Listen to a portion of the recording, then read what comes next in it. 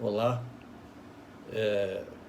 essa é uma aula programada para hoje, dia 8 de maio de 2020, dentro do nosso projeto de desenvolvimento pedagógico da disciplina de História da Imprensa no Brasil, em que nós iniciamos levando em consideração que os aspectos mais importantes da história do Brasil, porque para se estudar a imprensa no Brasil é preciso estudar a própria história do Brasil, né? E a história do capitalismo, segundo o dizer, né, do escritor Nelson Werneck Sodré, que é a principal biografia, né, que é a principal bibliografia do nosso trabalho pedagógico.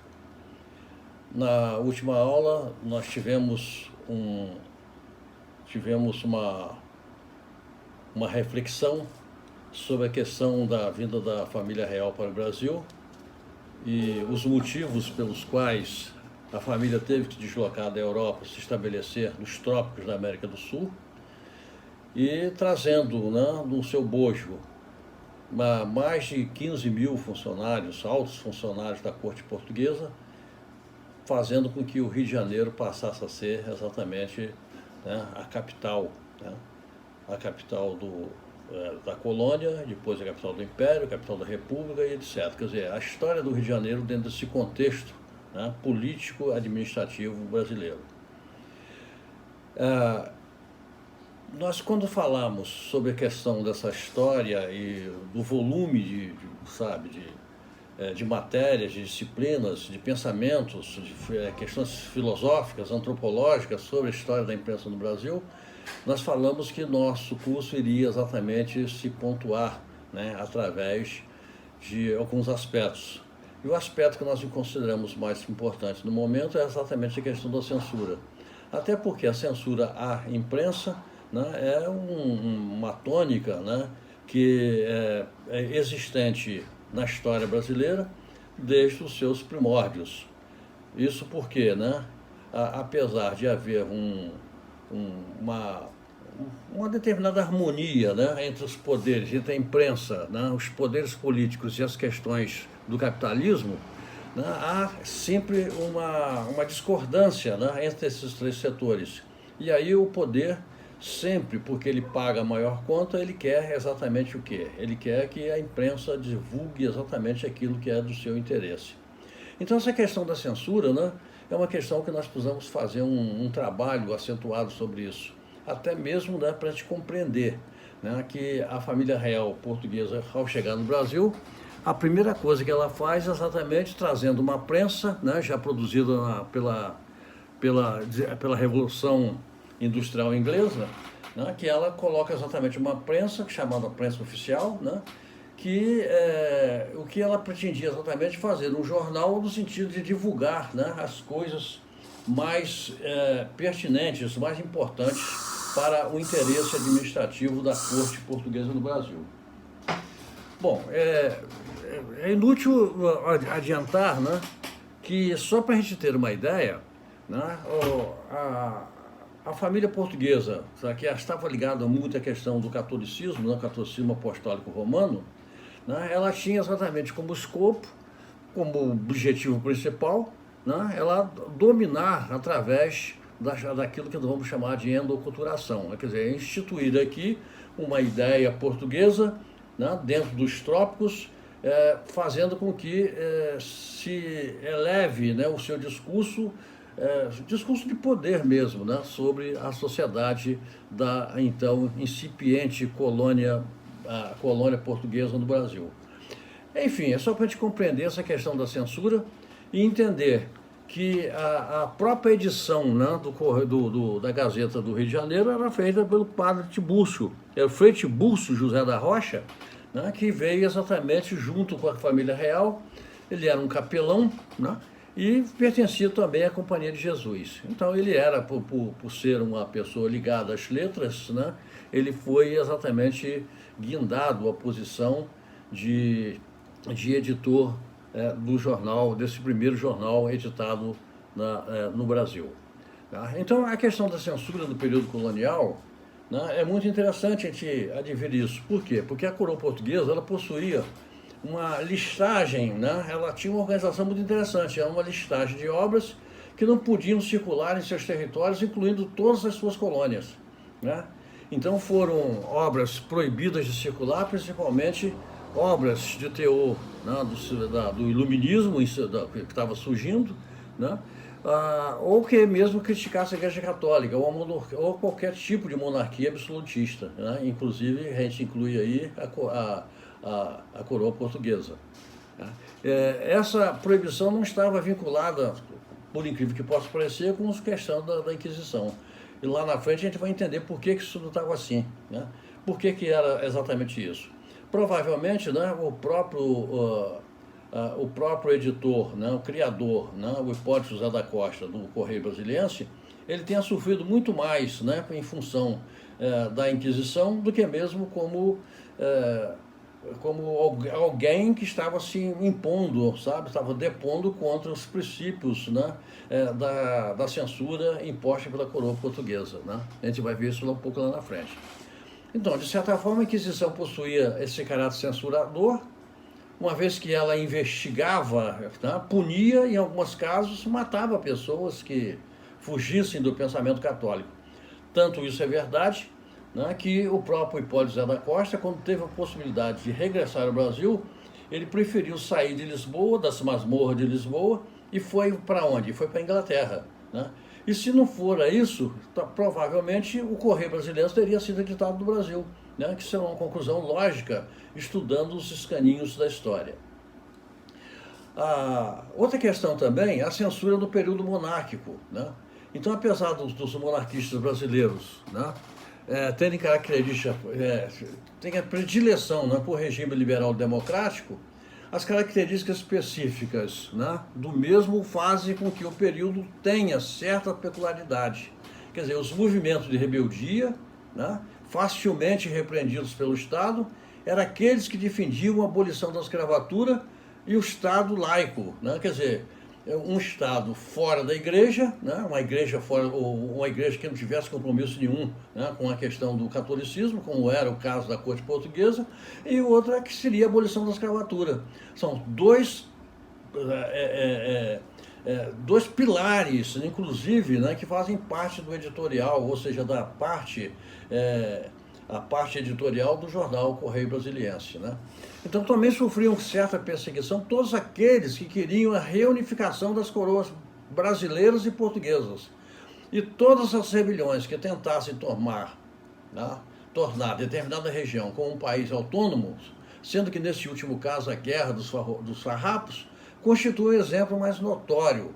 Não ocorreram significativas mudanças de resistência cultural entre os indígenas e os escravos no período. Por quê? Porque eles eram devidamente dominados, né, pelas classes produtoras ou dominantes da época. Com o advento da República Velha, né, mesmo a República Velha, mesmo com isso, não houve nenhum tipo de mudança, né? Não houve nenhum tipo de mudança com relação à imprensa, à censura da imprensa no Brasil, né? Então a República Velha baniu a família imperial brasileira do território nacional, né, o que aconteceu até 1920. A República reprimia violentamente qualquer manifestação de apoio ao cunho monárquico, né, no início do século XX. E só para vocês terem uma ideia, né, a história, né, ou seja, o Lima Barreto foi exatamente o único escritor brasileiro da época que tratou exatamente de colocar, né, de falar, eu diria, de fazer uma narrativa histórica sobre esses acontecimentos que ocorreram exatamente no início do século, ou seja, nos primeiros anos da República, né, que aquilo foi chamado de República Monarquista, instaurada no Brasil. Quando a gente pensava que o Estado Novo iria resolver o problema, né, também não houve nenhum problema, não houve nenhum avanço, né? Por quê? Porque o próprio governo Vargas, né, ela institui valores importantes e cria o famoso DIRP. Né? Então nós não tínhamos exatamente nenhum tipo de censura, né? Nenhum tipo de abertura para censura ou pela liberdade de imprensa. Tudo isso é muito pior depois com a chamada ditadura militar a partir de 1964. Né? Enfim, é só para a gente compreender que quando a gente coloca que a Revolução do Porto, em 1820, né, foi exatamente o quê? Foi o momento, o melhor momento que nós tivemos para a criação dos jornais no Brasil. Né? Por quê? Porque a Revolução do Porto, ela institui algumas exigências para a família real que estava no Brasil, inclusive exigindo sua volta a Portugal para reassumir o governo que estava acéfalo, né? Fazia anos, e, entre outras coisas, fazia o retorno do Pacto Colonial, que era uma coisa terrível, né? Voltar ao Pacto Colonial depois do Brasil ter sido, a partir de 1815, né? Ter sido uma nação, né? Ser uma nação, né? Junto com Portugal e Algarves. Enfim, né? Era muito difícil fazer, retroceder, né? Retrogradar as questões pelo ponto de vista da sua historicidade. Então, além dessa questão do Pacto Colonial, ele passava o seguinte, a liberdade de expressão. Então ele considerava que os revoltosos, né, da Revolução do Porto, então ele queria exatamente o seguinte, a liberdade de expressão como fato primordial para fazer o quê? Para instituir, né, a chamada monarquia constitucional portuguesa, que era um avanço, inclusive, para a época. Né? Então, foi nesse momento, entre 1820 e 1823, que surgiram grandes jornais no Brasil. Né? Só para a gente ter uma ideia, né? O Correio Constitucional Campista é de 1830, e segundo Musta Paixão, Campos foi uma das primeiras cidades a ter o seu periódico, a ter o seu jornal no Brasil. Né? Isso é interessante colocar para mostrar a grandeza de Campos dentro desse contexto histórico e, sobretudo, fazendo parte de toda a grandeza histórica da imprensa brasileira. Né? Então, como a gente está falando sobre censura, né, nós gostaríamos só de deixar clara, né, um outro tipo de trabalho. Vocês vão me perdoar a questão do trabalho, mas é a única alternativa que nós temos para sacramentar essa questão e cumprir as exigências, né, propostas, inclusive pela coordenadoria do curso, né, no sentido de que se cumpra prazos mesmo online, quer dizer, diante da dificuldade que nós temos, não só no sentido de passar as aulas, de passar ideias, sem, na maioria das vezes, esse contato direto que nós deveríamos ter com o aluno, porque essa interação é altamente importante dentro do plano pedagógico, né? Mas nós temos que exatamente fazer isso. Né? Então, a nossa proposta, né, para hoje seria exatamente o quê? Nós vamos fazer uma matéria sobre a censura da imprensa no Brasil. Né? Vamos falar o seguinte, vamos falar desde Dom João VI a Bolsonaro. Vamos fazer um estudo sobre essa questão para ver se a gente consegue entender, né, o que está acontecendo hoje na imprensa brasileira. Quer dizer, se cresceu alguma forma, por que se estabelece ainda, apesar da Constituição de 88 ter sido mais liberal quanto à questão da liberdade de expressão, por que ainda existe ainda esses imbróglios, né, que fazem com que a gente passe até mesmo a desacreditar nas instituições que deveriam ser fortes dentro do nosso Estado de Direito. Né? Então, gostaríamos que esse trabalho fosse exatamente o seguinte, né? De Dom João VI a Bolsonaro, né? A liberdade de imprensa no Brasil. Esse é o tema. A bibliografia, né? Pode ser usada de acordo com o que vocês quiserem. Vocês podem entrar na internet, vocês podem fazer, buscar trabalhos acadêmicos, né, na rede oficial, vocês podem ler Nelson Werneck Sodré, vocês podem ver, enfim, vocês podem fazer exatamente isso. Ou fazer um preâmbulo sobre a questão mais histórica sobre a liberdade de imprensa no passado, né, fazendo um contraponto com a liberdade da imprensa hoje, né, com todos esses esforços ocorridos, né, entre o avanço do presidente da República querendo dar mais apoio à economia do que à vida do cidadão, e, por outro lado, os governadores e os prefeitos, né, preponderando com um olho político, né, nas eleições ainda desse ano, fazendo alguma coisa que preserve pelo menos parte considerável dos seus eleitores. Né? Então eu penso que esse trabalho é um trabalho também de relevância. Espero, né, que a gente possa fazer isso a contento e fazendo uma entrega desse trabalho, pelo menos até na sexta-feira que vem, né? Até na sexta-feira que vem. Por que nós podemos fazer isso? Porque nós temos ainda que corrigir esses trabalhos e preparar o lançamento de todas as notas até o dia 20, né? E segundo Simone Barreto, nossa querida coordenadora, não vai haver reabertura do sistema para recolocação de notas. Então nós estamos assim, premidos, né, pressionados por toda essa organização online, que se é uma coisa que não me agrada, né, eu acredito que não agrade também a maioria dos alunos. Até porque o nosso sistema nunca foi um sistema, né, de divulgação de ideias, de conteúdos, sobretudo sobre história do jornalismo, né, a partir do sistema online. Enfim, me parece que é uma coisa assim, muito fria, muito distante, e que a gente falta exatamente o calor humano, né, que a gente consegue alcançar, né, nas interações produzidas, né, na sala de aula. Enfim, esse trabalho é um trabalho que vai valer 4 pontos, né, para a prova dia 1.